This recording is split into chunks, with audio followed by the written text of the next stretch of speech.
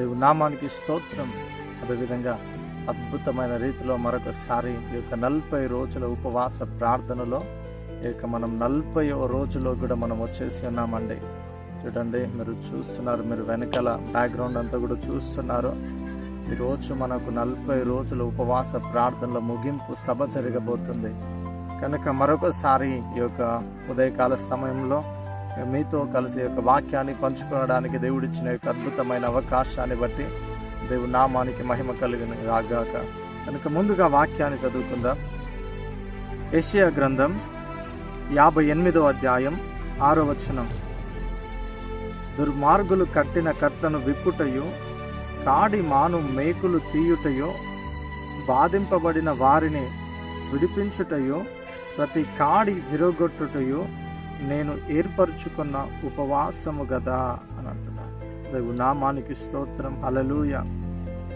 చూడండి, దుర్మార్గులు కట్టిన కట్లను విప్పుటయు, కాడి మాను మేకులు తీయుటయు, బాధింపబడిన వారిని విడిపించుటయు, ప్రతి కాడిని విరగొట్టుటయు.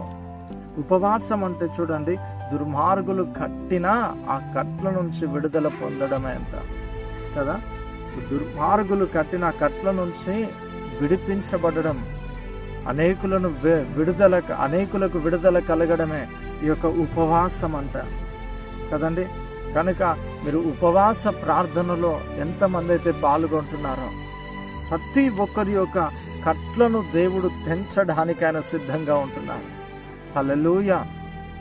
కనుక చూడండి, మీరు ఇన్ని రోజులుగా దుర్మార్గులు ఏ కట్లతో అయితే మిమ్మల్ని కట్టేసినారేమో ఆ కట్ల నుంచి దేవుడు ఖచ్చితంగా ఈ దినమున సాయంత్రం జరగబోయే ఆ యొక్క 40 రోజుల ఉపవాస ప్రార్థనల ముగింపు ఉజ్జీవ సభకు మీరు మీ కుటుంబ సమేతముగా ప్రతి ఒక్కరు కూడా కలిసి రండి. దేవుడు ఖచ్చితంగా మీరు గడిచిన సంవత్సరాలలో, గడిచిన దినాలలో మీరు ఏ కట్లతో అయితే మీరు కట్టబడ్డారో ఆ కట్లను దేవుడు ఖచ్చితంగా ఈరోజు తెంచబోతున్నారు. ఆమేన్. హల్లెలూయా, హల్లెలూయా.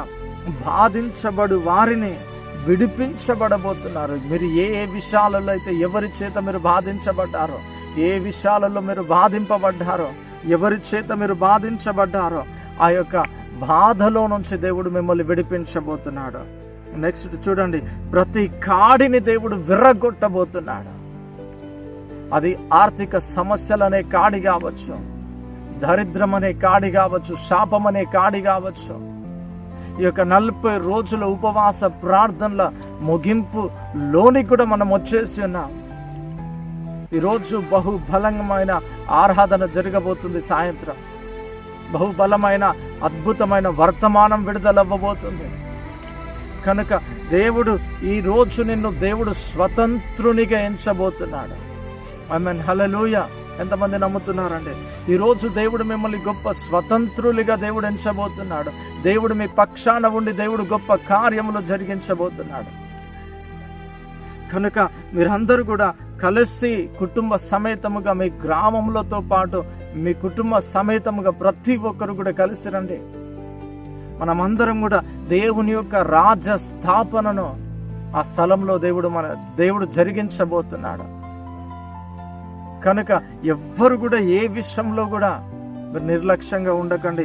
బహుబలమైన ప్రార్థనలు జరగబోతున్నాయి. ఈ 40 రోజులు మనము దేవుని సన్నిధిలో ఏ విషయాలను బట్టి దేవుని సన్నిధిలో 40 రోజులు కూడా మనం ఏ విషయాలను బట్టి విత్తినామో, ప్రార్థన ఏ విజ్ఞాపన కోసం మనం విజ్ఞాపన చేసి ఉన్నామో, ఏ విషయాల కోసం మనం విజ్ఞాపన చేసి ఉన్నామో ఆ యొక్క దేవుడు ఆ యొక్క విత్తిన విత్తనాల యొక్క పంటను తిరిగి మరలా ఈరోజు మనం కొయ్యబోతున్నాం. హల్లెలూయా, హల్లెలూయా. అందుకనే ఎవ్వరు కూడా మిస్ అవ్వకండి. మీరు మీ కుటుంబ సమేతముగా మీ గ్రామములతో పాటు మీ బంధుమిత్రులు, మీ యొక్క రక్త సంబంధికులకు ఈ యొక్క ఇన్ఫర్మేషన్ షేర్ చేయండి. ఈ యొక్క వాళ్ళను కూడా ప్రోత్సహించండి ఈ యొక్క మీటింగ్కి రావడానికి. కనుక మీ అందరి కొరకు కూడా బహుబలమైన ప్రార్థనలు జరగబోతున్నాయి. మీ అందరి కొరకు ప్రార్థించబోతున్నాను. కనుక ఎవ్వరు కూడా మిస్ అవ్వకండి. మరలా మనం సాయంత్రం సభలో కలుసుకుందాం. అదేవిధంగా ప్రార్థన చేద్దాం. కళ్ళు మూసుకుంటారా? మహాపరిశుద్ధుడా, ప్రేమ కలిగిన దేవ, మహోన్నతుడా, మహాగణుడా, సర్వశక్తిమంతుడా, సర్వాధికారి అయిన లోకరక్షకుడా, ఘనుడా నాయన, మీ యొక్క ఘనమైన శ్రేష్టమైన నీ నామానికి వందనాలు చెల్లిస్తూ వస్తున్నాను తండ్రి. అద్భుతమైన రీతిలో తండ్రి, ఇదిగో నాయన ఇక 40 రోజుల ఉపవాస ప్రార్థనలో తండ్రి, ఇదిగో నాయన ఇక ముగింపు రోజులోనికి కూడా నాయనయ్య, ఇదిగో నాయన మీరు మమ్మల్ని తీసుకొచ్చిన విధానాన్ని బట్టి నాయన నీకు వందనాలు చెల్లిస్తూ వస్తున్నాను తండ్రి.